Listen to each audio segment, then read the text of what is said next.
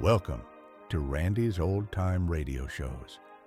Tonight's feature is Mystery House, an American mystery drama from the mid-1940s where Dan and Barbara Glenn of Mystery House Publishing tested untold stories on the air before deciding if they should exist in print. Within these walls are tales that may never be heard again. The lights are dim, the door stands open, and the outcome is uncertain. Sit back and enjoy the show. Mystery.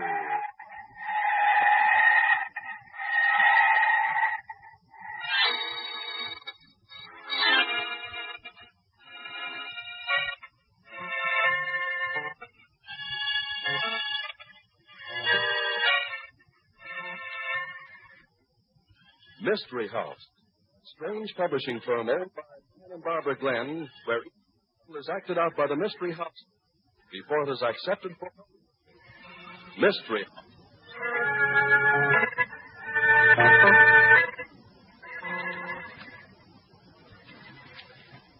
I understand we all get into a car tonight, huh, partner? That's right. We're going to act out a story about the wild and woolly West where men and murders are plumb.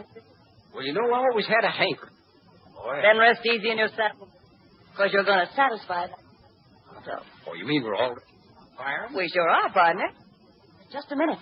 Here comes the stranger wandering in off. Well, sure enough. Save yourself, stranger.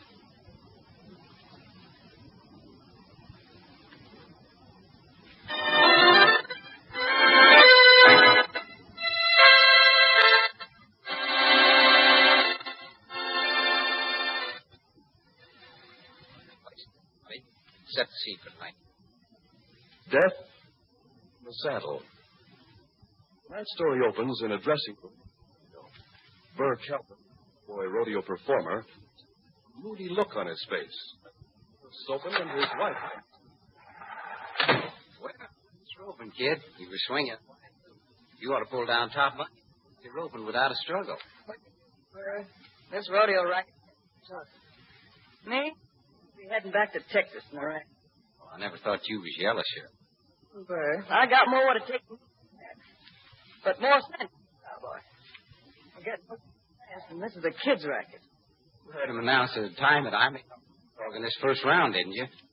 Like to see any kid beat that. You see it when Tommy Tanner, that cowboy, that no good. Ain't am I, you, Burr?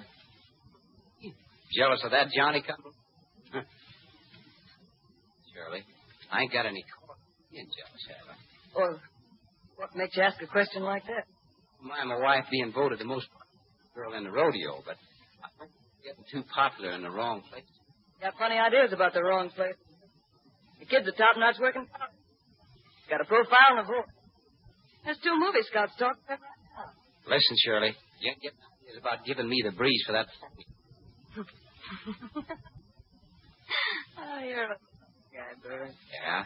Well, I don't like running around with other men. I'm glad you feel that way about it, cowboy. But I can't see what you got against Tommy. He's a nice kid. Have him a lot. I'm having enough trouble taking care of myself without looking for somebody to help. Besides, help me a little. What? Yeah. He's going to pay me for a little experience. What are you talking about? Listen, if you're planning on getting into one of your crooked poker games... No. That's smooth, Chiquita. The guy and nobody else on this barnstorming corral. Just a smart guy. Yeah. What are you talking about? And he thinks he's quite a rider. He talks the Bronx language. He's the smoothest rider that's hit the rodeo circuit in 10 years. I've seen them all. Talking to him. Well, I gave Tommy Tanner a little bet. What? Listen, you got my money around. How much did you bet on it? Don't worry. He's going to lose. What difference does it make how much I bet him? I said, how much did you bet it? No, Listen, if you got our bank account your personal property, get the game. I've pulled down nearly as much as you have. I've trooped the country from one end to the other. I've worked like a dog. If you think you can throw my money away... Nobody's throwing money away. Just double it. Burr, you tell me right this minute. How much did you bet with Tommy Tanner? $5,000, honey. What? $5,000? You lose lose that money, it'll set it back nearly 2 years. I said I wasn't going to lose it, didn't I? Quit yapping and listen to me, will you? That's a cinch. You think you can outrun Tommy? Why, you I said... didn't bet him I could outride him. I bet him there'd be a horse here that he couldn't ride, that's all. But you don't know there will be. Oh, yes, I do. Listen, you know who's furnishing the broncs for this rodeo, don't you? Well, sure, Bert Graham. Yeah, Bert Graham. And you know one bronc he owns, too, don't you?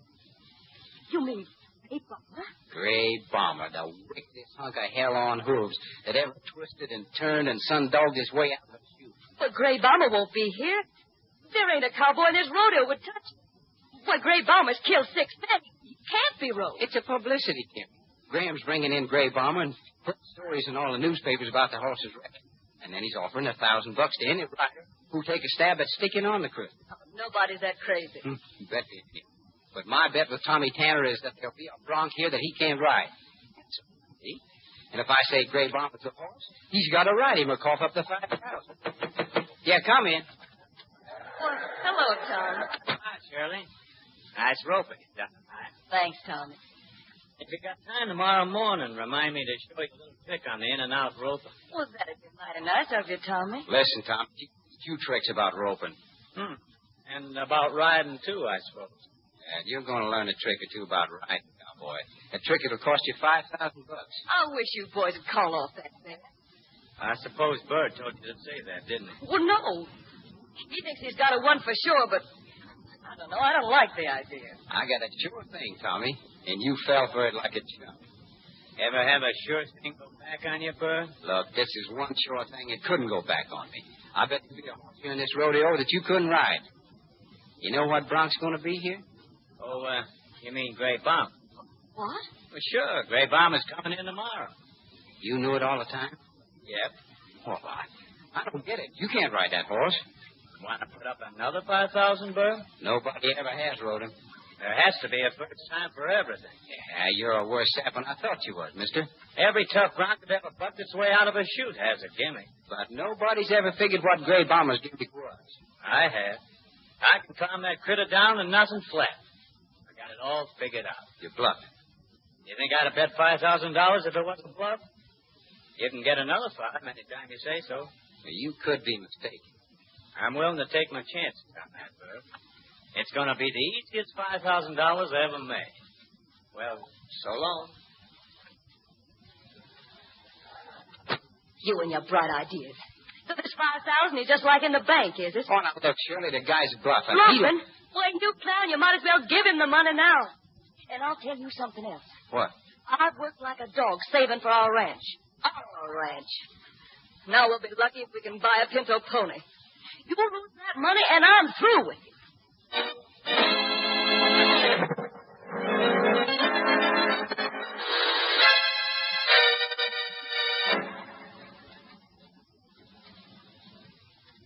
Just a minute, Tommy. Huh? What's the matter, Lottie? You been having a nice visit with Shirley? Now, listen, Lottie, don't go getting I'll in get any way I please. I'll tell you something else. Her husband's watching you like a hawk over a chicken farm. I ain't afraid of him. Well, you better be afraid of me. Who got you your breaks, huh? Who started you out in this rodeo business? Who grub-staked you while you was getting the feel of things? You need money, Lottie? Money. Don't you insult me, Tommy. We got an understanding that we're going to get married, and you just tried backing out of it. Sure, we're going to get married. You're working under too light a rein, Tommy. Let's get married tonight. Well, I figured maybe after we worked the Abilene rodeo. You think I'm pretty dumb, don't you? What? You ain't working the Abilene rodeo. You got a deal on to take some screen tests. Why didn't you tell me about that, huh? Well? Who told you I was taking any screen tests? Your little friend Shirley, that's who. I just wait till I get my hands on her. I'm being given a double cross. Who's talking about the double cross? You ought to know she ain't interested in you. She's looking out for herself and Bert, no matter what she says or how she acts. Why, that dirty little... Well, you ain't so nice yourself, mister. You practically admitted you'd been planning a run out on me. You quit chiseling. beefing. You got the wrong idea, cowboy.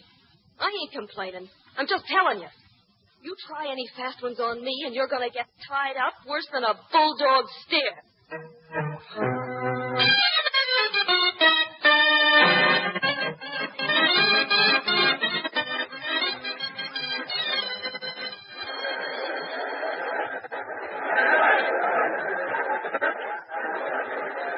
And now the feature event of the evening. That popular cowboy, Tommy Tanner, trying to ride the roughest, toughest bronc that ever came out of Texas. Oh, he's getting into the chute now. I don't want to look. I'm looking, and I'm enjoying it. Ray Palmer, a bronco that's never been ridden, holding a record full of death and destruction. Hold your breath, ladies and gentlemen. Are they opening the chute yet? Watch it, honey, watch it. It's going to be good. Found a gimmick for that horse, did he? Well, we'll see how much of a gimmick he's got. They're opening the chute now, Shirley. Look. No. Hey, what's going on here anyway? Why, that dirty louse, he's tricked me. What's wrong? Well, Gray Bomber ain't even bucking. He's walking out of the chute. There's something funny going on. You and your crooked ideas for making money. Gonna practically steal $5,000 from him, was you? He didn't have any gimmick, huh? I don't know. The bronc didn't even buck. Tommy just kind of toppled off right into the dirt. He's hurt. What's it to you if he is hurt? The bronc didn't hurt him, that's the sense. It wasn't the bronc. If ever I saw a tame horse, Gray Bomber's it. What have you done to him? Me? What have I done to him? You saw it, didn't you? He just fell off with the horse not even bucking.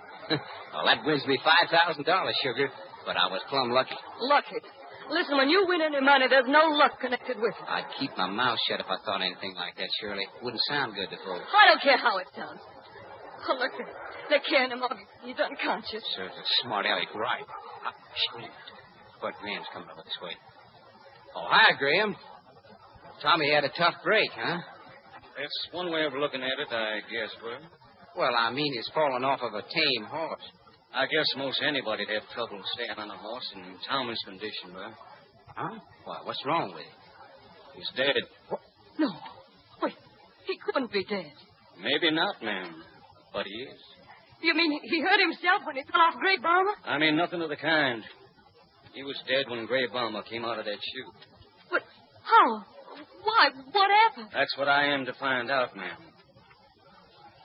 I know about that bet you had with Tommy, Burr. What's that got to do with it? Quite a lot, maybe. You see, Tommy Tanner's been murdered.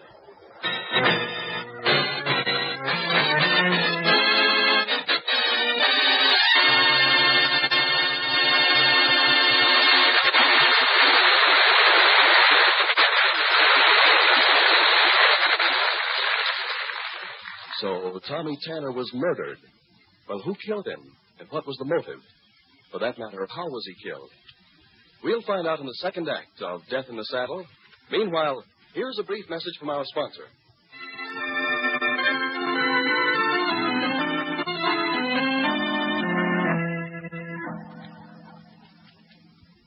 And now, Act 2 of Death in the Saddle. Burr, Shirley, Lottie Moran, and Graham are gathered in Graham's office. We got to straighten this business out, folks. I don't know what there is to straighten out. The guy died. He didn't die, Burr.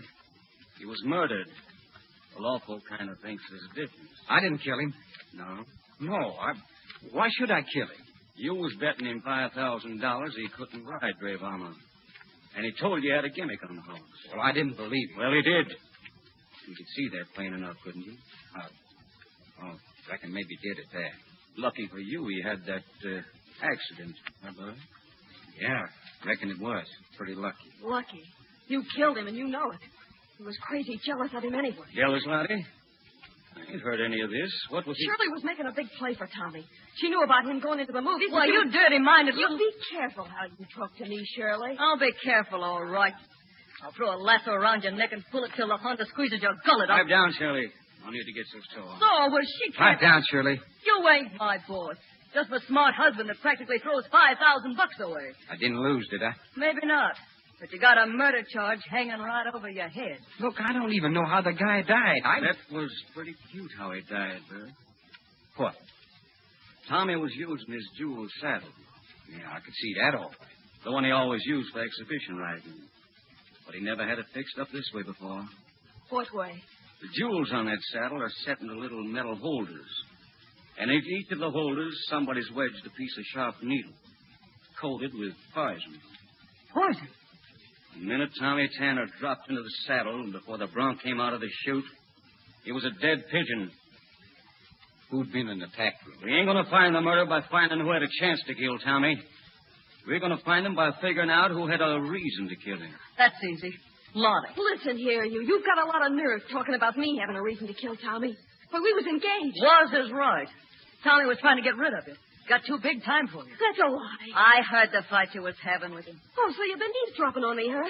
Listen, I'd like to show you how I rap it. Oh, so you admit you was having trouble with Tommy, huh, Lottie? We wasn't having any trouble.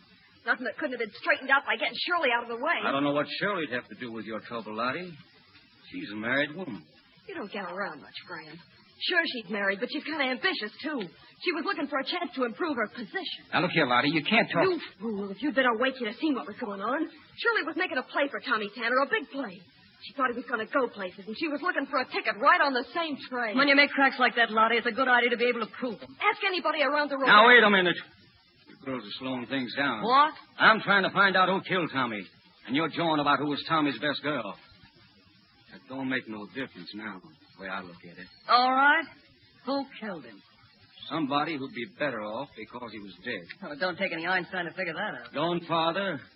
Who would profit from his being dead? Not Lottie. She did it out of spite because she was jealous and because she figured he was going to ditch her. She couldn't stand having folks know she'd lost out. Well, maybe. But from a money standpoint, she couldn't do herself any good by killing him. Tommy didn't have much. His riches was all what you might call potential. He had a big future ahead of him.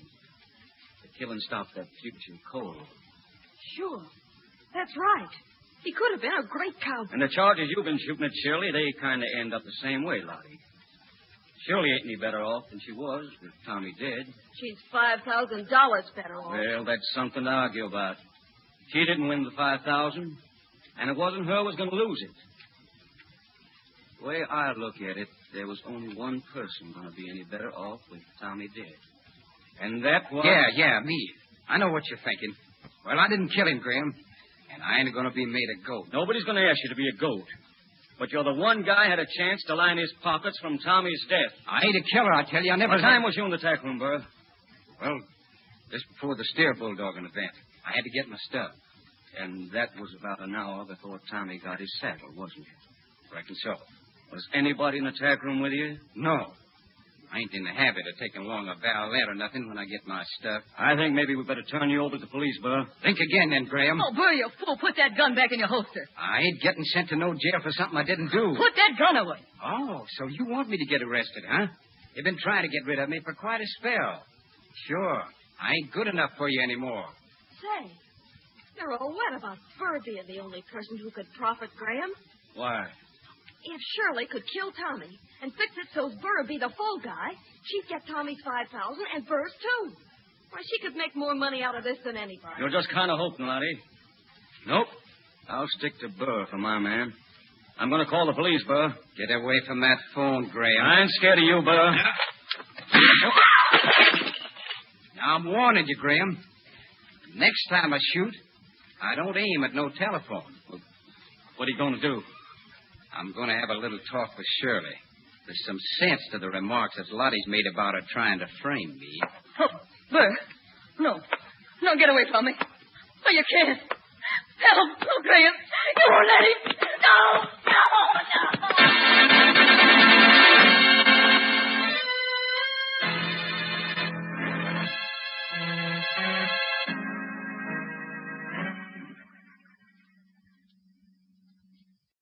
I'll catch you for this, Burr, if it takes me the rest of my life.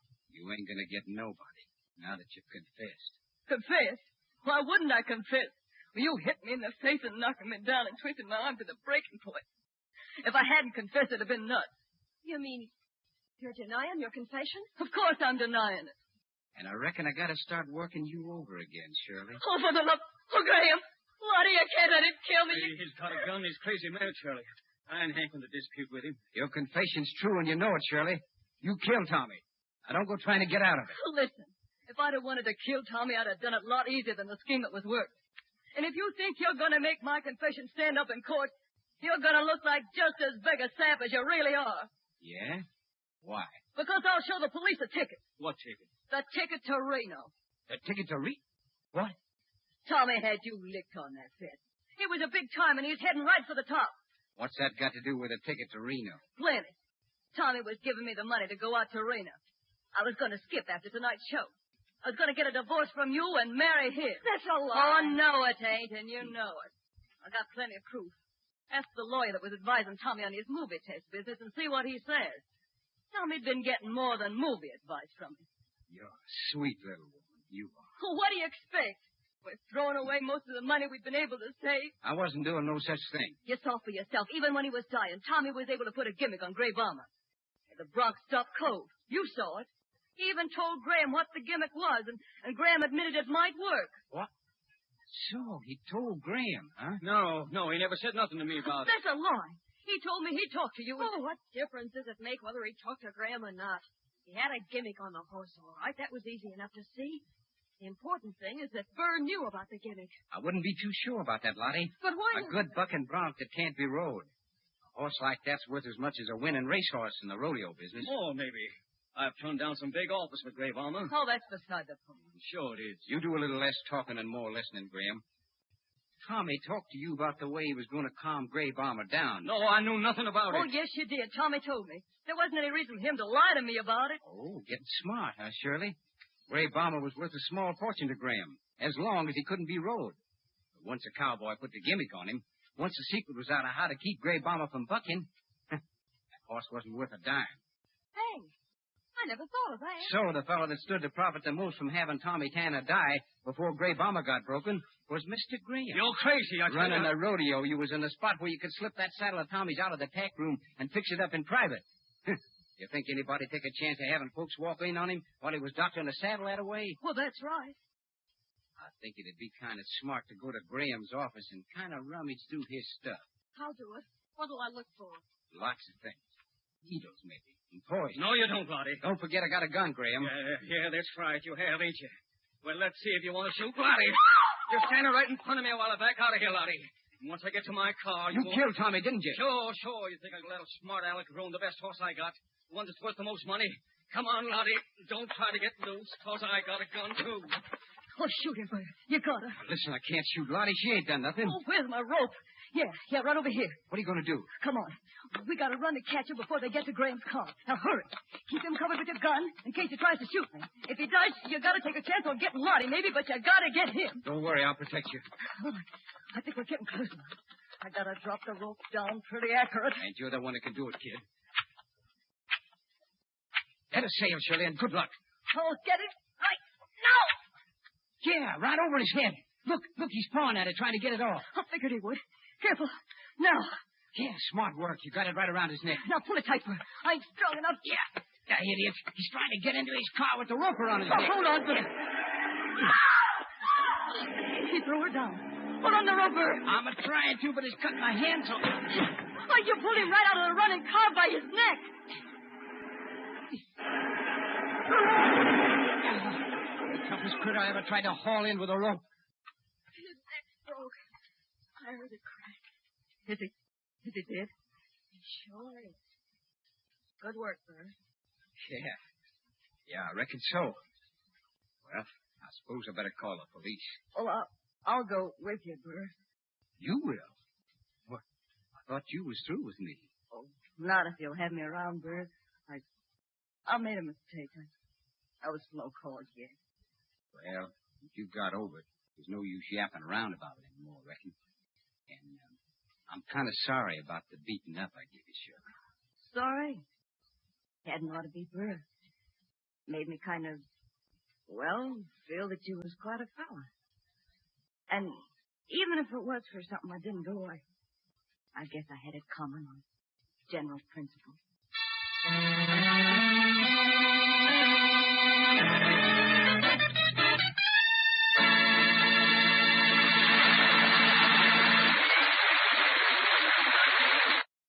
Well, folks, that's it for this episode here at Randy's Old Time Radio Shows. Before we wrap up, it's worth noting that Randy dedicates countless hours to restoring and editing every single show before it's uploaded for your listening pleasure. Our goal is to preserve these old-time radio treasures and make them sound as clear and warm as the day they were first broadcast. If you'd like to support his hard work and help keep these classic shows coming, any donation, big or small, is sincerely appreciated. You'll find donation links in the description below. Or if a QR code appears on your screen, simply point your phone's camera at it and follow the prompts.